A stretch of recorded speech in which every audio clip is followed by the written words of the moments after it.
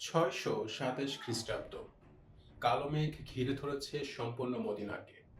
বাহিরে অপেক্ষা করছে 10,000 বিশাল সৈন্য, আর ভিতরে চলছে ভয়াবহ বিশ্বাসঘাতকতা। জাস্ট একটা ভুল পদক্ষেপ আর সম্পূর্ণভাবে ধ্বংস হয়ে যাবে আমাদের প্রিয় মদিনা এবং ইসলাম। কি হবে? কিভাবে এরকম ভয়াবহ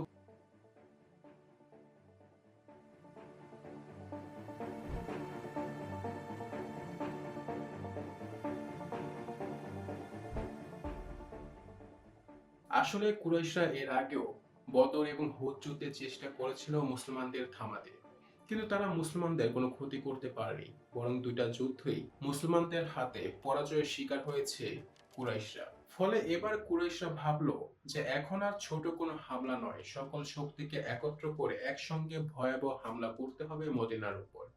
ফলে মক্কার সকল গোত্রকে একত্র করে তৈরি হয় বিশাল 10,000 সৈন্য। পরিকল্পনা ছিল সকল গোত্রকে একত্র করে পুরো দমে হামলা করা হবে মদিনার উপর। যেই কথা সেই কাজ। কুরাইশরা বিশাল 10,000 সৈন্য নিয়ে রওনা দেয় মক্কা থেকে মদিনার দিকে। এই খবরটা যখন আমাদের প্রিয় নবী মহানবী সাল্লাল্লাহু আলাইহি সাল্লামের কাছে এসে পৌঁছান, তখন উনি ভাবতে শুরু করে যে এখন কি হবে। কারণ ওই সময় মদিনাতে মুসলমানদের সংখ্যা ছিল মাত্র 3,000। এইখানে সরাসরি লড়াই মানে নিশ্চিত হার। তাহলে এখন প্রশ্ন হচ্ছে, কি করা যায়?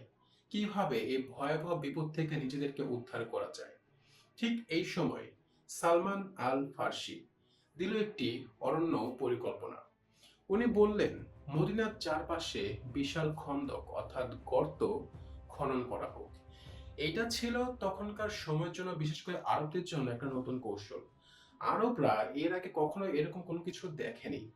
ফলে যেই কথা সেই কাজ। পরিস্থিতি তাদের বিরুদ্ধেই ছিল।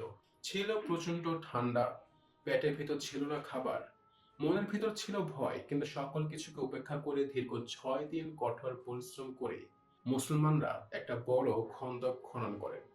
এই খন্দক অর্থাৎ গর্তটা এতটাই বড় ছিল যে মক্কার দ্রুতগামী ঘোড়াও দৌড় দিয়ে লাফ দিয়ে এটা পার করতে পারবে না। যখন কুরাইশরা মদিনার কাছে এসে পৌঁছালো এবং দেখলো এই ভয়াবহ গর্ত, তখন তারা মাথায় হাত দিয়ে বসলো, কারণ এর আগে তারা এরকম কখনো কোনো কিছু দেখেনি। এখন পরিস্থিতি হচ্ছে যে কুরাইশরা না পারছিল মদিনার ভিতর প্রবেশ করতে, না পারছিল হামলা করতে। ফলে তারা সিদ্ধান্ত নেয় যে তারা গর্তের ওই পাশে থেকেই অবরোধ শুরু করবে এবং ততক্ষণ পর্যন্ত এই অবরোধ থাকবে যতক্ষণ পর্যন্ত মুসলমানরা আত্মসমর্পণ না করছে।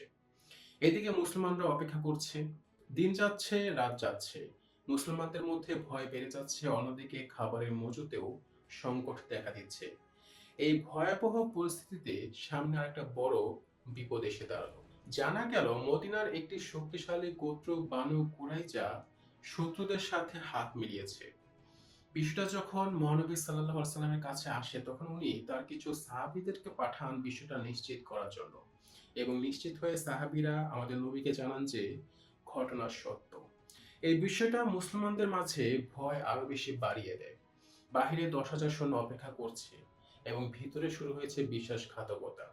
আসলে পরিকল্পনা ছিল যে কুরাইশরা বাহির থেকে হামলা করবে এবং বানু কুরাইজা গোত্র ভিতর থেকে মুসলমানদের উপর হামলা করবে এবং দুই দিক দিয়ে হামলা করে মুসলমানদের থেকে চিরতরে এই দুনিয়া থেকে সরিয়ে দেওয়া হবে। এখন প্রশ্ন হচ্ছে যে কি করা যায়, কিভাবে এই ভয়াবহ বিপদ থেকে নিজেদেরকে উদ্ধার করবে মুসলমানরা। কিন্তু কথায় আছে, রাখে আল্লাহ, মারে কে। এই প্রবাদটার প্রমাণ আপনারা আজকে এই ভিডিওর মাধ্যমে পেয়ে যাবেন। যখন পরিস্থিতি সম্পূর্ণ মুসলমানদের বিরুদ্ধে, তখন ঘটল একটি অপ্রত্যাশিত ঘটনা। আল্লাহর রহমতে শুরু হলো বিশাল ঝড়। এই ঝড়টা এত বিশাল ছিল যে শত্রুদের তাপও উড়িয়ে নিয়ে যাচ্ছিল, সকল আগুন নিভে যাচ্ছিল। একে তো আবহাওয়ার পরিস্থিতি তাদের বিরুদ্ধে অর্থাৎ কুরাইশদের বিরুদ্ধে, অন্যদিক দিয়ে দীর্ঘদিন ধরে অবরোধ করার কারণে তাদের খাবারের মজুতও কমতি আসতে শুরু করে। সবকিছু মিলিয়ে কুরাইশরা বোঝা যায় যে তাদের জন্য এই যুদ্ধে আর টিকে থাকা সম্ভব হবে না।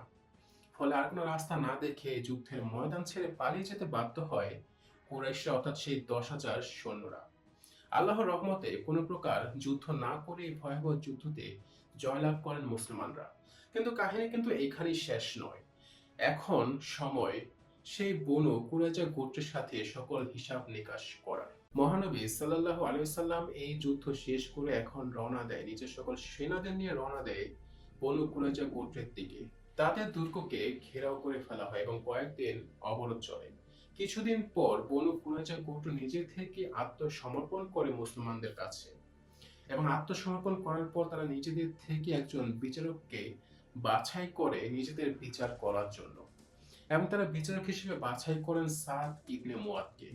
এবং সাদ ইবনে মুয়াদ ওই সময়কার আইন অনুযায়ী তাদের অর্থাৎ বনু কুরাইজা গোত্রের কঠিন শাস্তির ব্যবস্থা করেন। এই কাহিনী থেকে আমরা এটা জানতে পারি যে কৌশলের সামনে সবসময় শক্তি মাথা নত করে, ধৈর্যের সামনে ভয় হেরে যায় এবং একত্র থাকলে বিজয় নিশ্চিত।